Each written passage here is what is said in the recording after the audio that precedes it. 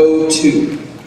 You have exactly 1 hour and 43 minutes to think about why you're here, to ponder the error of your ways, and you may not talk. You will not move from these seats, well, except for a 10-minute break when you can hit the restrooms and concession stands where you will give us your money. You will not use any personal electronic devices, no cameras or flashes, no handheld games, no Walkmans, no pagers to show out how important you think you are, and you will not sleep. All right, people, we're going to try something a little different today. We are going to write an essay of no less than 1,000 words describing to me who you think you are. Are you a brain, an athlete, a basket case, a princess, a criminal? Maybe you'll learn a little something about yourself. Maybe you'll even decide whether or not you care to return. My office is right across that hall. Any monkey business is ill-advised. You mess with the bull, young man, you'll get the horns. And now, you will sit back and you will enjoy William Shakespeare's Much Ado About Nothing.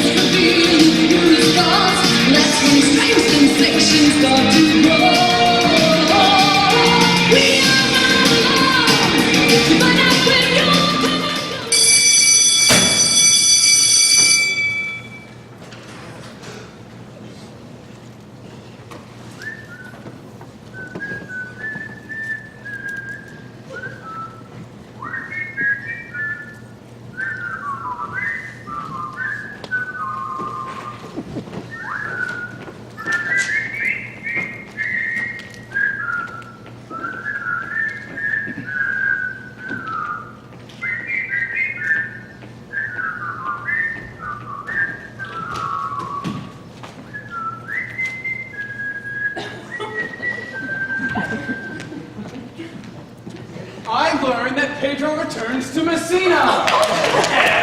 He is very near. He was not 3 leagues off when I left him. A victory is twice itself when the achiever brings home full numbers. I find here that Pedro hath bestowed much honor on young Claudio. Much deserved on his part, and equally remembered by Pedro. He hath borne himself beyond the promise of his age, doing in the figure of a lamb the feats of a lion. Rah! He hath indeed bettered expectation. I pray you, has Signor Montanto returned from the wars or no? I know none of that name. What is he that you asked for? My cousin meets Benedict. Oh, he's returned and as pleasant as he ever was. I pray you, how many hath he killed and eaten in these wars? For indeed, I promise to eat all of his killing. Faith, you tax Benedict too much. But he'll be meet with you, I doubt it not. He hath done good service in these wars. You had musty victuals, and he has helped to eat it. He hath an excellent stomach. And a good soldier too, lady. And a good soldier to a lady. But what is he to a lord? A lord to a lord, a man to a man, stuffed with all honorable virtue. Oh, it is so indeed. He is no less than a stuffed man. But for the stuffing, well, we are all mortal. You must not mistake Beatrice. There's a kind of merry war betwixt Benedict and her. There's a skirmish of wit between them. Alas, he gets nothing by that. In our last conflict, 4 of his 5 wits went halting off. Who is his companion now? Yo! Yet every month a new sworn brother. Is it possible? Very easily possible. He wears his faith, but as the fashion of his hat. It changes with every next block. I see, lady. The gentleman is not in your clothes. Oh, no. And if he were, I would burn my study. But I pray you, who is his companion? Is there no young squirrel that will make a voyage with him to the devil? He is most of the company of the right noble lawn. Oh, Lord! He will hang upon it like a disease. He is sooner caught in the pestilence, and the taker runs presently mad. God help the noble Claudio. If we have caught the Benedict, it will cost him 1,000 ere to be cured. Roll approaches! Good, Mr. Leonardo. You come to meet your trouble. The fashion of the world is to avoid cost, and you encounter it. Never came trouble in the likeness of your grace. But when you depart from me, sorrow abides and happiness takes his leave. You embrace your charge too willingly. I think this is your daughter. Her mother hath many times told me so. Oh, were you in doubt, sir, that you would ask her? Oh, Benedict, no. Truly, the lady fathers herself. Be happy, lady, for you are honorable. If Mr. Leonardo be her father, she would not have his head on her shoulders for all Messina, as like him as she is. I wonder that you will still be talking, Benedict. Nobody marks you. What, my dear Lady Disdain? Are you yet living? Is it possible Disdain should die while she has such meat food to feed it as Benedict? Courtesy itself must convert to disdain. You come in her presence. Then is courtesy a turncoat? But it is certain I am love of all ladies. No. Only you accepted, and I could find in my heart that I had not a hard heart, for truly I love none. A dear happiness to women. They would also be troubled with a pernicious suitor. I thank God in my cold blood I am of your humor for that. I had rather hear my dog bark at a crow than a man swear he loves me. God, keep your ladyship still in that mind, so some gentleman or other shall scape a predestinate scratched face. Scratchy could not make it worse. 'Twere such a face as yours were. Well, you are a rare parrot.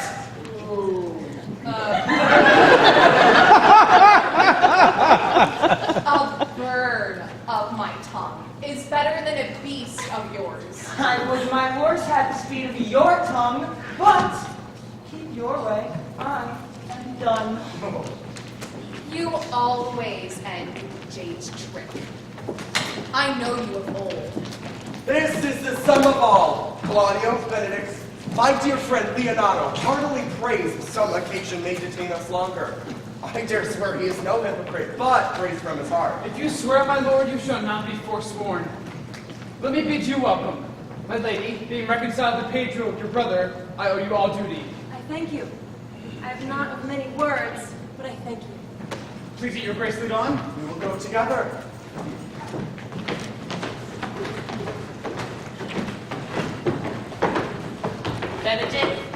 Benedict, didst thou note the daughter of Mr. Leonardo? I looked on her, but I noted her not. Is she not a modest young lady? Do you question me as an honest man should do for my simple, true judgment? Or would you rather me speak my custom as a professed tyrant to their sex? No, I pray thee, speak in sober judgment. Why, in faith, methinks she's too low for high praise, too brown for a fair praise, and too little for a great praise. Only this commendation I can afford her, that were she other than she is, she were unhandsome. And being no other but as she is, I do not like her. Thou thinkest I'm in sport. I pray thee, tell me truly how thou likest her. Would you buy her that you inquire after her? Can the world buy such a jewel? Yea, and a case to put it into. But speak you this with a sad brow? In mine eye, she's the sweetest lady that ever I looked on. I can see yet without spectacles, and I see no such matter. There's her cousin, and she were not possessed with a fury, exceeds her as much in beauty as the 1st of May doth the last of December. But I hope you have no intent to turn husband, have you? I would scarce trust myself, though I had sworn the contrary, if Hero would be my wife. If come to this, shall I never see a bachelor of 2score again? Come, thrust thy neck into a yoke, wear the print of it, and sigh away Sundays. What secret hath held you here that you followed not Leonardo? I would your grace would constrain me to tell. I charge thee on thy allegiance. Hear you, Claudio, on my allegiance. Mark me this, on my allegiance, he is in love. With who? Now, that is your grace's part. Mark how short his answer is. With Hero, Leonardo's short daughter. Amen! If you love her, for the lady is very well worthy. You speak this to fetch me in, my lord? By my troth, I speak my And thoughts. in faith, my lord, I spoke mine. And by my 2 faiths and troths, my lord, I spoke mine. That I love her, I feel. That she is worthy, I know. That I neither feel how she should be loved, nor know how she should be worthy, is the opinion that fire cannot melt out of me. I will die to get the stake. Thou wast an obstinate heretic in the despite of beauty. And never could maintain his part but in the force of his will. That a woman conceived me, I thank her. That she raised me, I likewise give her most humble thanks. But that I will hang my bugle in an invisible baldric, all women shall pardon me.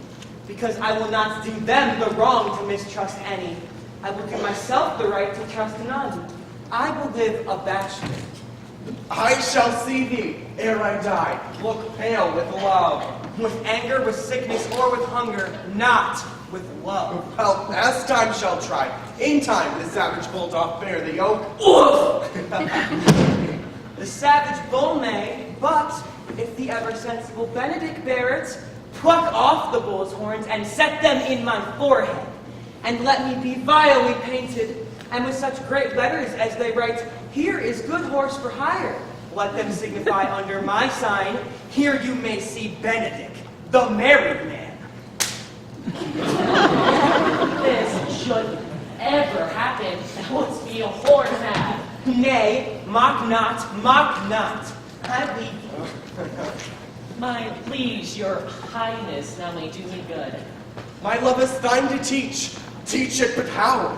And thou shalt see how apt it is to learn any hard lesson that made you be good. Hath Leonardo any son, my lord? No child but hero, she's his only heir. Dost thou affect her, Claudio? Oh, my lord! We went onward on this ended action. I looked upon her with a soldier's eye, that liked but had a rougher task in hand. But now I am returned, and that war thoughts have left their places vacant. In their roots come thronging, soft and delicate desires, all prompting me how fair young hero is, saying I liked her ere I went to wars. Thou wilt be like a lover presently, and tire the hearer with a book of words. If thou dost love fair hero, cherish it, and I will break with her and her father, and thou shalt have her. How sweetly do minister love, that no love's grief by this complexion. Unless my liking might too sudden seem, I would have shown it with a longer story. I know we shall have reveling tonight. I will assume thy part in some disguise, and tell fair hero that I am Claudio.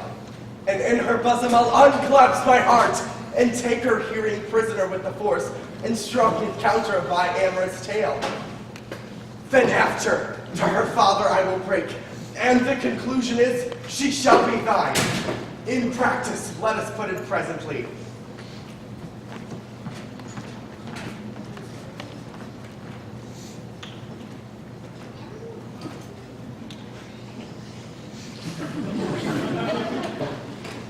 Why are you thus out of measure sad? There is no measure in the occasion that breeds. Therefore, the sadness is without limit. You should hear reason. And when I have heard it, what blessing brings it? If not a present remedy, at least a patient sufferance. I cannot hide what I am. I must be sad when I have cause, and smile at no man's jests. Eat when I have stomach, and wait for no man's leisure. Sleep when I'm drowsy, and tend on no man's business. Laugh when I'm merry, and claw no man in his humor. Yea, but you must not make a full show of this till you may do it without controlment.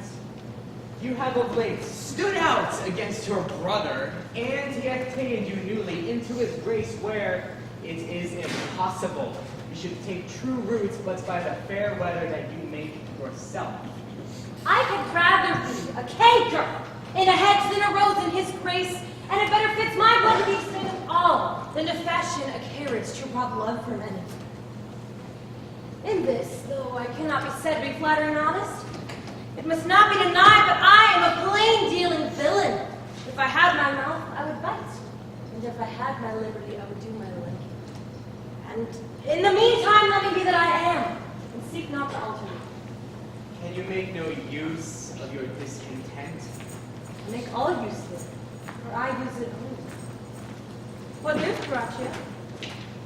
Pedro, your brother, the prince, is royally entertained by Leonardo, and I can give you intelligence of an intended marriage. Will it serve for any model to build mischief on? What is he for a fool that betroths himself to inquire? Mary, it is your brother's right hand, Who, the most exquisite Claudio? even he. A proper squire. And who, which way looks he? On Hero, the daughter and heir of Leonardo. A very forward march chick. How came you to this? I heard it agreed upon that Pedro should woo Hero for himself, and having obtained her, give her to Claudio. Come, let us thither. This may prove food for my displeasure. That young startup hath all the glory of my overthrow. If I can cross him any way, I bless myself every way. Your brochure will assist me. To the death, my lady. Will wait upon your ladyship.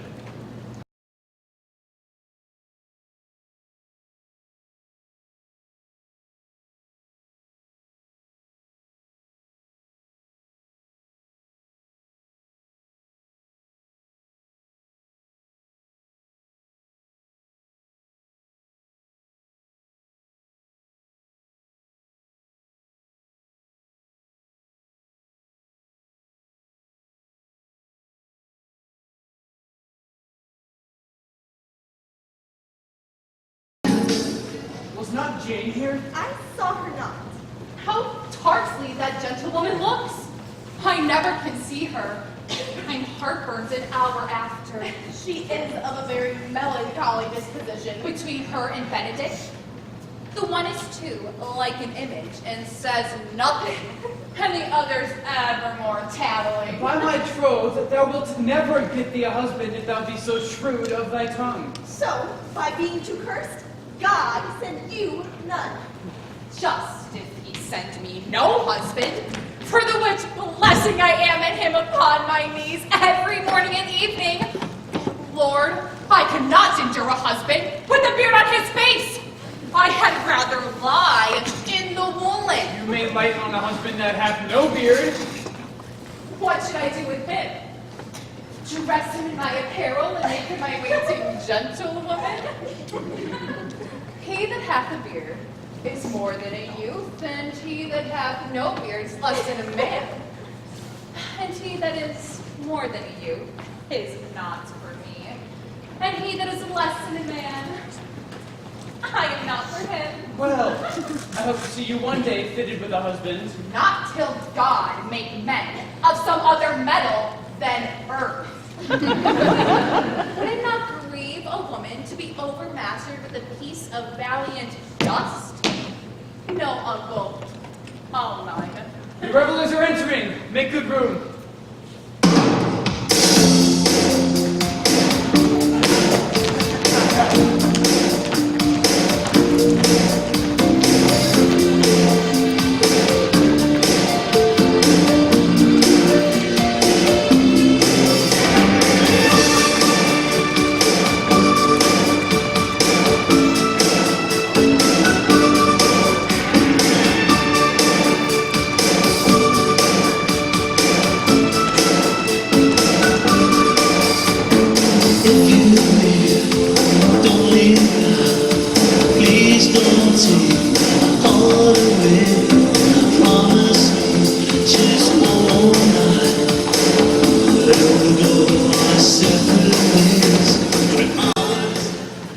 Lady, will you walk with your friend?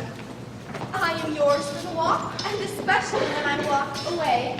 With me in your company? I may say so when I please. And it would please you to say so. When I like your favor. Speak low if you speak loud.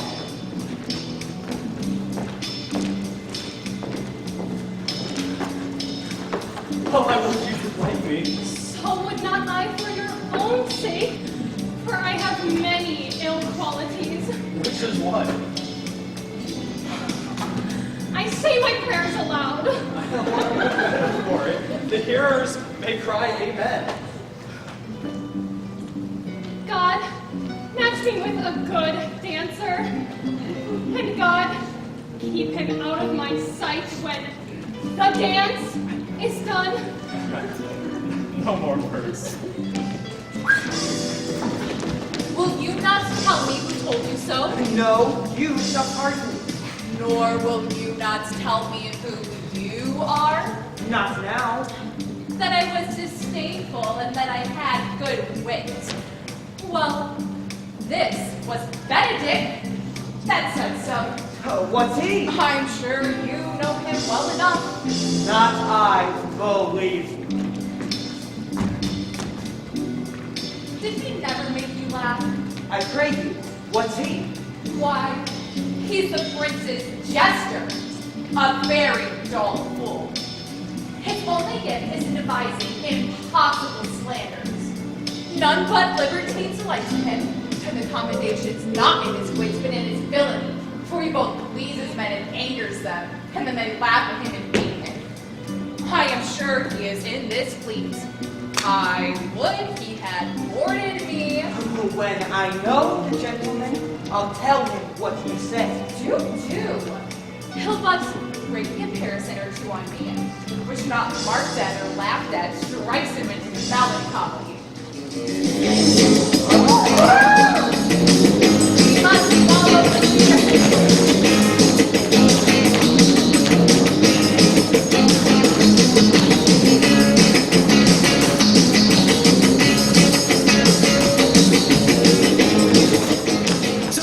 That is Claudio.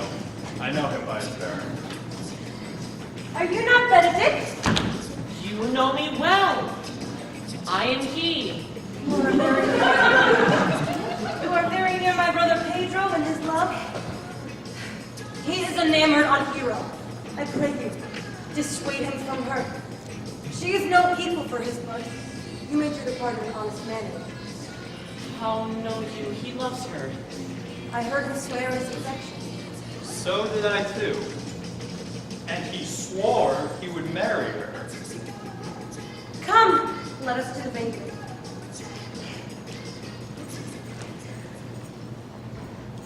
Those hands are I in name of Benedict. Yet hear these ill news with the ears of Claudio. 'Tis certain so. The prince woos for himself. Friendship is a constant in all other things, save in the office and affairs of love. Therefore, let all hearts in love use their own tongues. Let every eye negotiate for itself, and trust no agent. For beauty is a witch against whose charms faith melteth into blood. Farewell, therefore, hero. Oh, Claudio!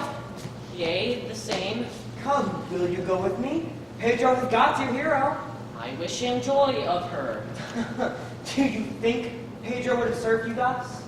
I pray you, leave me. Oh, now you strike the blind man.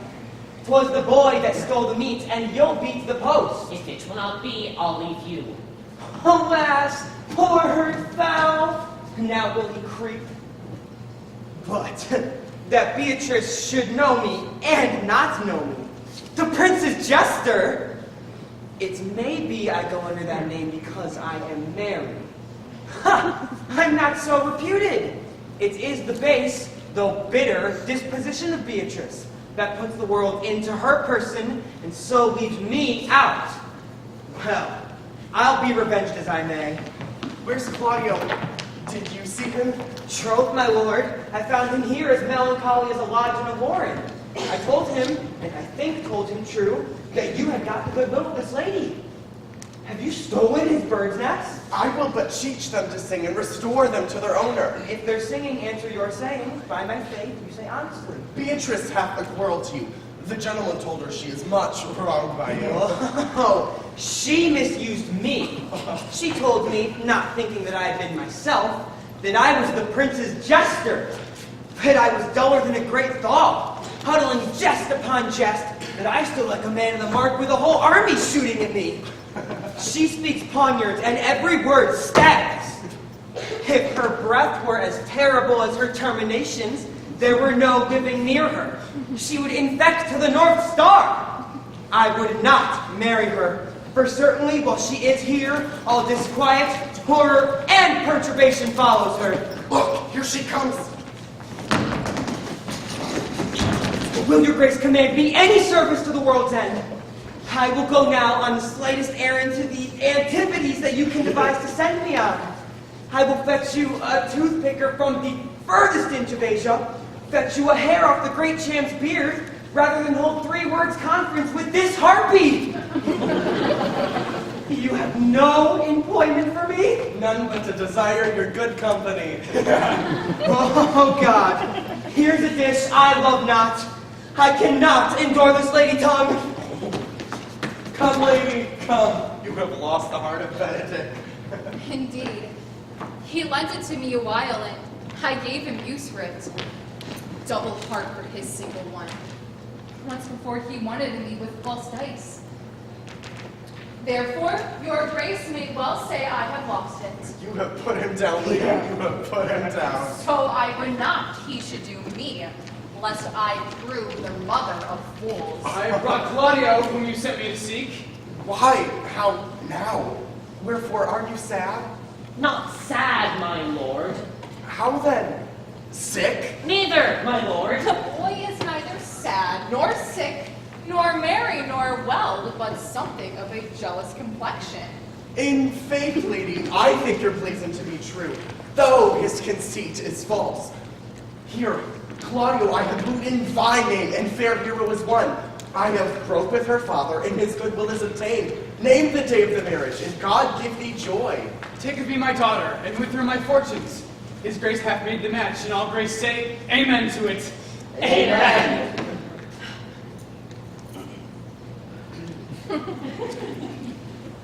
Speak, boy. 'Tis your cue. Silence is the perfectest herald of joy. I were but little happy if I could say how much. Lady, as you are mine, I am yours.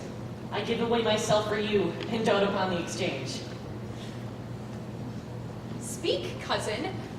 Or, if you cannot, stop his mouth with a kiss and let him not speak neither.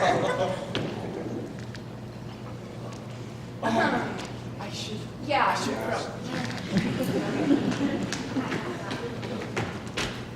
Methinks the time's now, Uncle.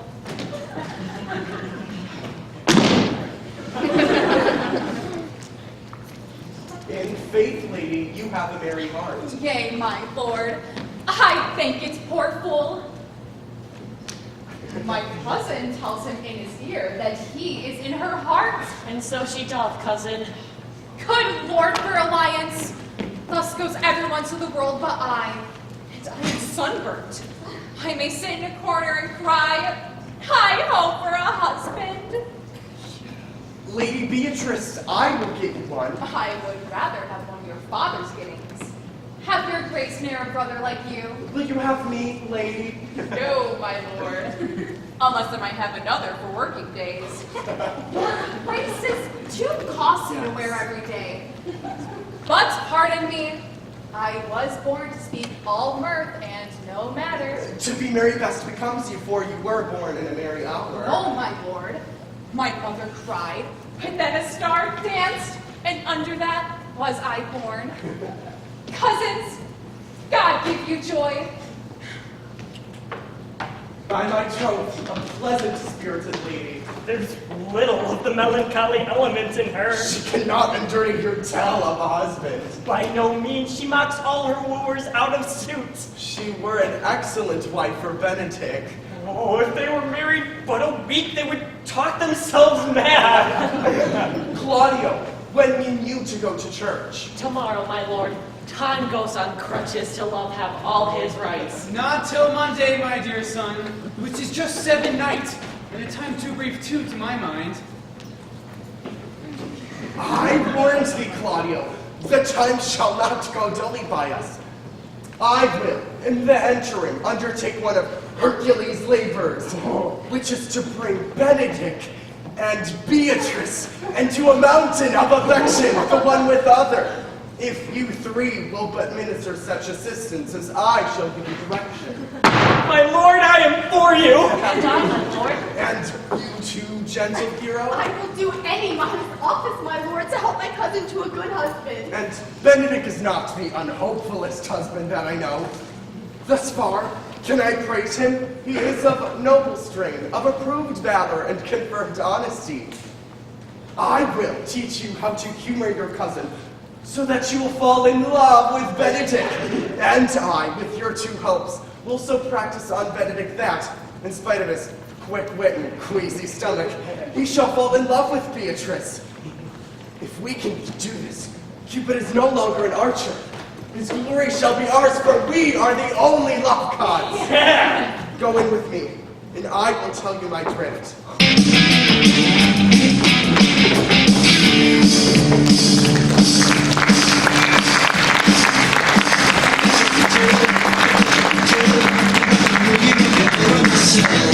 I want a doctor to take a picture so I can look at you from inside as well.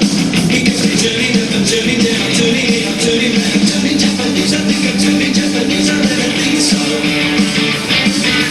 Turning Japanese, I think I'm turning Japanese, I really think so. Turning Japanese, I think I'm turning Japanese, I really think so. Turning Japanese, I think I'm turning Japanese, I really think so.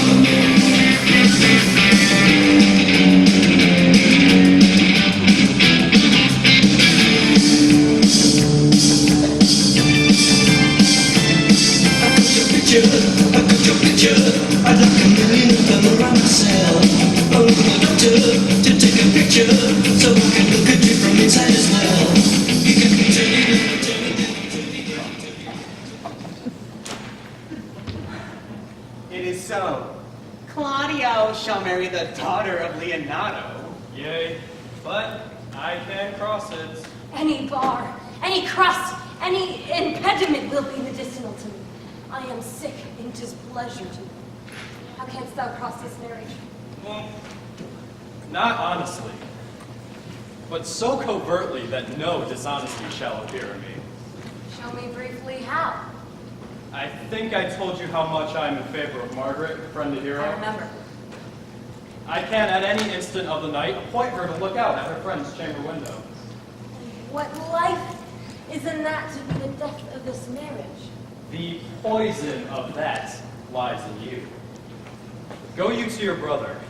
Tell him he hath wronged his honor in marrying the renowned Claudia to the contaminated, stale hero. And what proof shall I make? Proof enough to misuse Pedro, to vex Claudio, to undo Hero, and kill Leonardo. Look you for any other issue? Despite them, I will endeavor anything. Go then. Draw Pedro and Claudio alone. Tell them that Hero loves me, and you have discovered thus. They will scarcely believe us all at trial. Offer them instances to see me at Hero's chamber window. Hear me call Margaret Hero, and bring them to see this the very night before the intended wedding. For, in the meantime, I will so fashion the manner that Hero shall be absent, and there shall appear truth in Hero's disloyalty. I will put it in practice. Be cunning in the work. Be you constant in the accusation, and my cunning shall not shame me.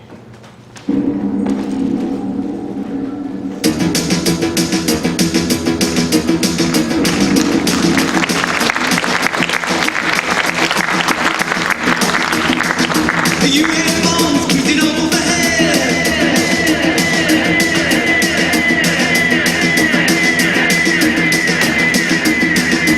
There goes my rocky red.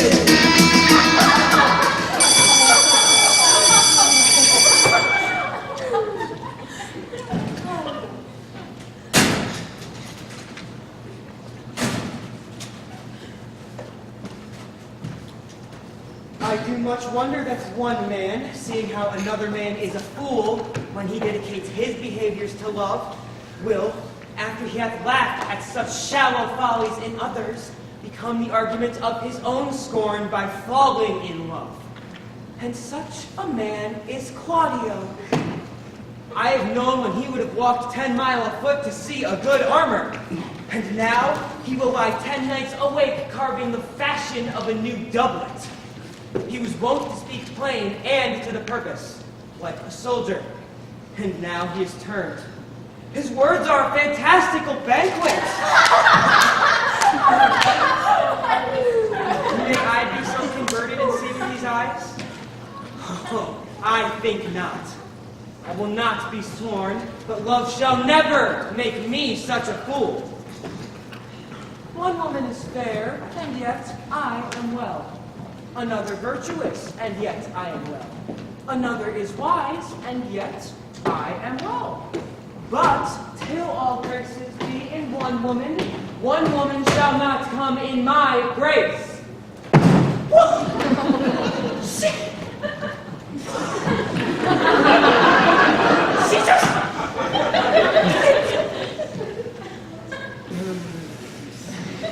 Rich she shall be, that's certain. Wise, or I'll none. Fair, or I'll never look on her. Virtuous, or I'll never cheapen her. And mild, or come not near her. Of good discourse, an excellent musician, and her hair shall be of what color, please God? The Prince and Monsieur Love. I will hide him.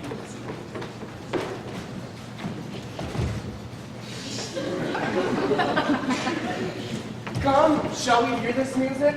Yea, my good lord.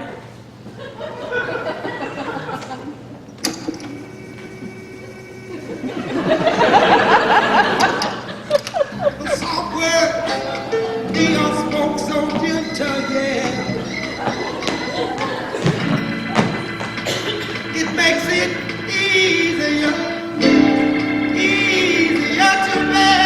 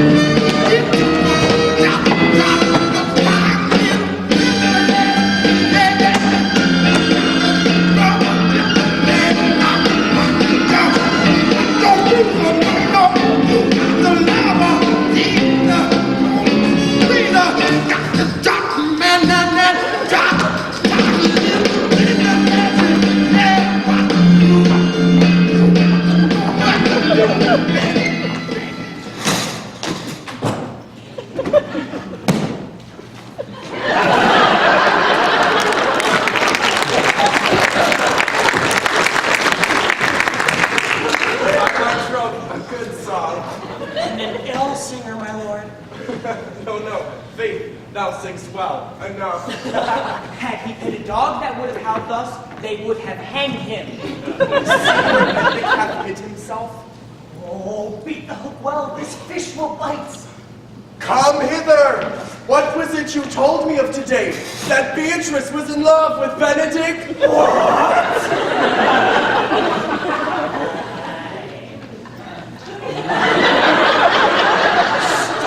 Stock on, the foul sits. I did never think that lady would have loved any man. No, nor I neither. But so wonderful that she should so dote on Benedict, whom she hath in all outward behavior seemed ever to abhor. It's possible? Sits the wind in that corner? By my troth, my lord, I cannot tell what to think of it, but that she loves him with an enraged affection. It is past the infinite of thoughts. Maybe she doth but counterfeit. Faith, like enough. God, counterfeit? There was never counterfeit of passion that came so near the life of passion. As she discovers it, You amaze me. I would have thought her spirit had been invincible against all assaults of affection. as had I, my lord, especially against Benedict. I should think this a gull, but that fellow speaks it. Knavery cannot sure hide himself such. Yet they can be affection. Hold it up. Hath she made her affection known to Benedict? No, and she swears she never will. That's her torment. 'Tis true indeed, so Hero says. Shall I, says she, that have so often countered him with scorn, write to him. She railed at herself that she should be so immodest to write to one that she knew would flout her. Oh, why measure him, says she. I my own spirit, for I should flout him if he writ to me. Oh, yea, though I love him, I should. Then down upon her knees, she falls, weeps, sobs, beats her heart, tears her hair, prays, curses. Oh, sweet Benedict, God give me patience! Francis, yes, so much overborne her that Hero sometimes feared she will do a desperate outrage to herself. It is very true. I pray you tell Benedict of it and hear what he will say. Were it good, think you? Hero thinks surely she will die, for she says she will die if he love her not, and she will die if he... before she makes her love known, and she will die if he woo her rather than she will bate one breath of her accustomed crossness. She doth well. If she should make tender of her love, 'tis very possible who's sworn it. For the man, as you know, hath a contemptible He spirit. is a very proper man, He hath indeed a good outward happiness. in my mind, very wise. He doth indeed show some sparks that are like wit. Well, I am sorry for Beatrice. Shall we go seek Benedict and tell him of her love?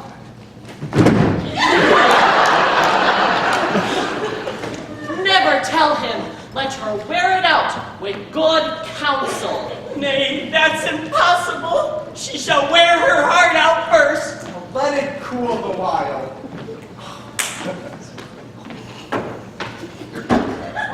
I love Benedict well, and I wish he would modestly examine himself to see how unworthy he is to have so good a lady. If you do not dote on her upon this, I will never trust my expectation. Let there be the same net spread that Hero and her friends carry.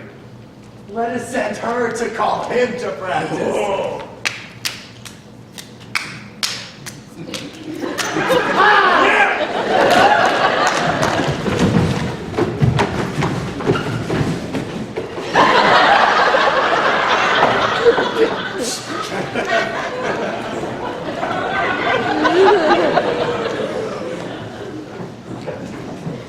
This can be no trick.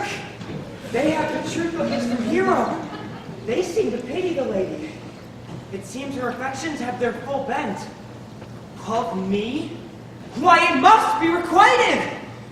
I hear how I am judged. They say I will bear myself proudly if I perceive the love come from her. They say, too, that she will rather die than show any sign of affection. I never did think to marry. I must not seem proud.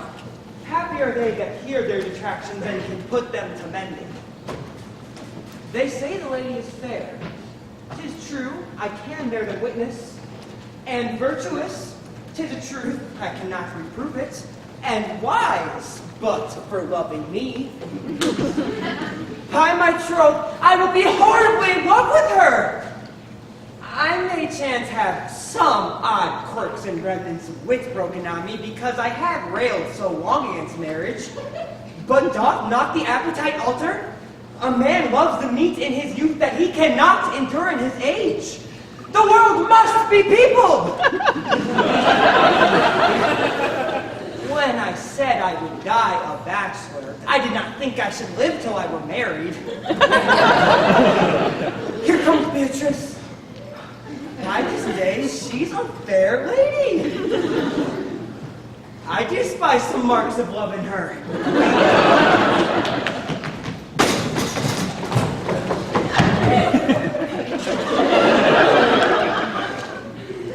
Against my will, I am sent to bid you come into practice. Fair Beatrice, I thank you for your pains. I took no more pains for those things than you take pains to thank me. If it had been painful, I would not have come. You take pleasure then in the message? Yea, just so much as you may take upon a nice point. Fare you well now.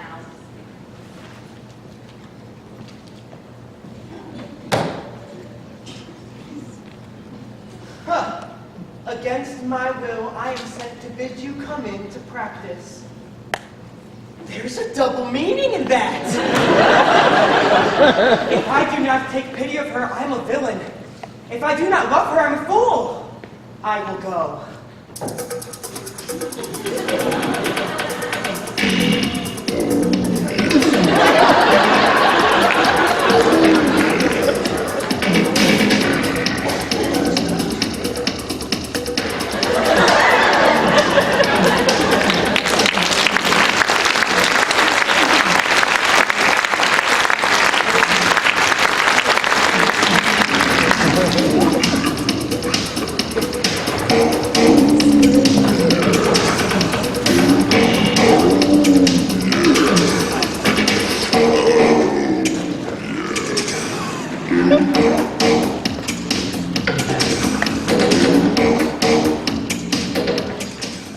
Are you good men in truth? Yea, give them their charge, Dogberry. First, who think you are the most desertless man to be constable? The most deserving man, sir. Burgess, sir, or George Seacole, for they can write and read. Come hither, neighbor Sequel.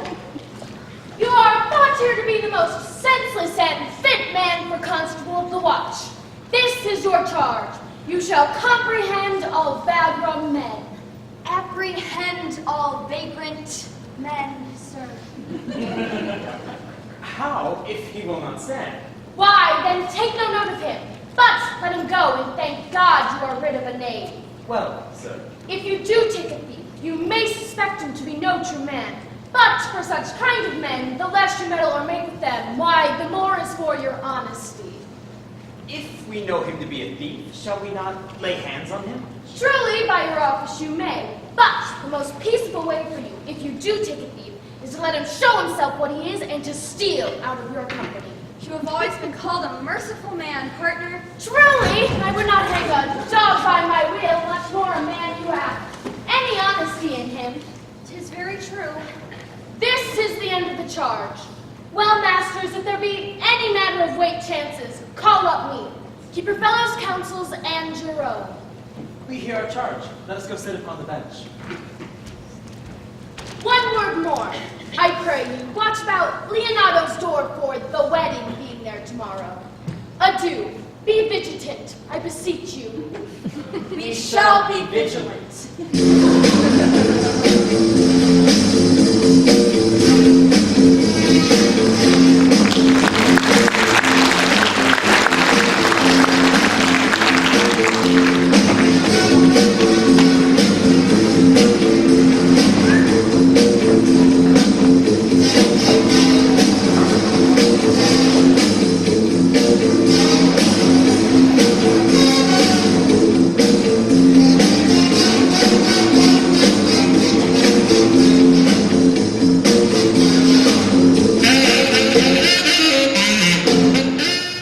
Good Margaret, run thee to find my cousin Beatrice.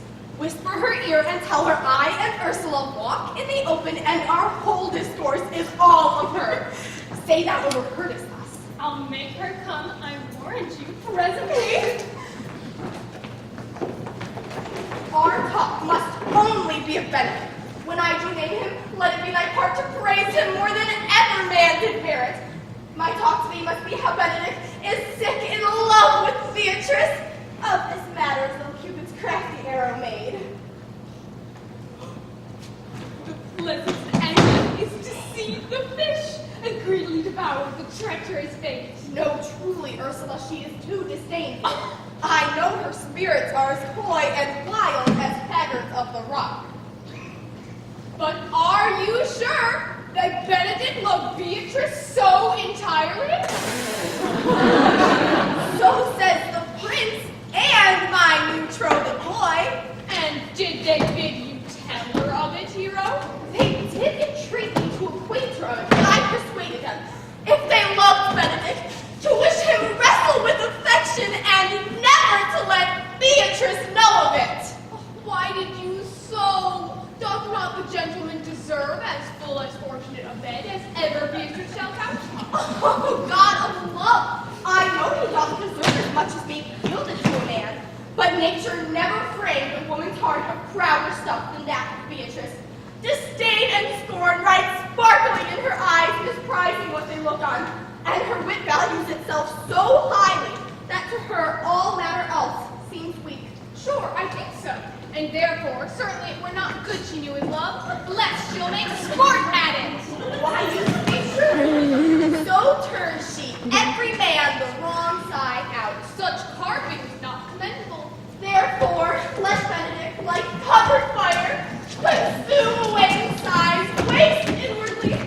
It were a better death than die with monks. Yet tell her of it. Hear what she will say. No, rather I will go to Benedict and counsel him to fight against his passion. I warrant you, we have caught her, hero. If it proves so, then loving though by haps, some Cupid kills with arrows, some with traps.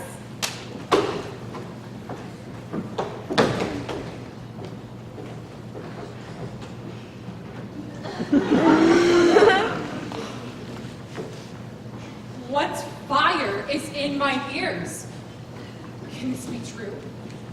Stand I condemned for pride and scorn so much? Contempt, farewell, and maiden pride adieu. No glory lives behind the back of such. When Benedict, love on! I will requite thee, taming my wild heart in thy loving hand. Thou dost love, my kindness shall incite thee to bind our loves up in holy band. For others say thou dost deserve, and I believe it better than reportingly.